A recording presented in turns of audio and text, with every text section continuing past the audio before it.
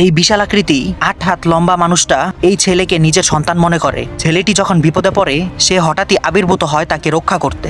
এক স্কুলের দস্যু নির্মম ছেলেটিকে মাটিতে ফেলে বেধড়ক মারধর করে। ছেলেটি প্রাণপণে দৌড়ে পালিয়ে যায়। তার অসুস্থ দাদি নাতির এমন অবস্থা দেখে আর চুপ থাকতে পারে না। তিনি একটি পুরনো বই এনে দেয় আর বলেন, জঙ্গলের ভেতরে খুঁজে বের করতে হবে এই বিশেষ চিহ্নেয় আঁকা গাছ।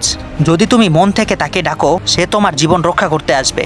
ছেলেটি প্রথমে দ্বিধা করলেও পরদিন সাহস করে জঙ্গলে গিয়ে সেই আঁকা চিহ্নিত গাছটি খুঁজে পায়। তারপর হৃদয়ের সবটুকু বিশ্বাস দিয়ে ডাকতে থাকে সেই রক্ষাকর্তাকে। ঠিক তখনই সেই নির্যাতনকারী স্কুল দস্যু হঠাৎ তার সামনে এসে দাঁড়ায়। ছেলেটিকে ধরে ফেলে আর ভয়ে সে দাদির দেওয়া চিহ্ন তুলে ধরে ভেবেছিল ভয় দেখাবে, কিন্তু দস্যুটি সেটা দেখে উপহাস করে চিহ্নটি ফেলে দেয়। দস্যুটি যখন ছেলেটির উপর আঘাত করতে যাবে তখন হঠাৎ আকাশে ঘূর্ণিঝড় ওঠে আর সেই মুহূর্তে সেই জিনিসটি আবির্ভূত হয়। সে কোনো কথা না বলেই দস্যুকে নিয়ে যায়। তারপর সে ছেলেটির হাত ধরে বলে, এখন থেকে তুই আমার সন্তান, আমি তোকে রক্ষা করব চিরকাল।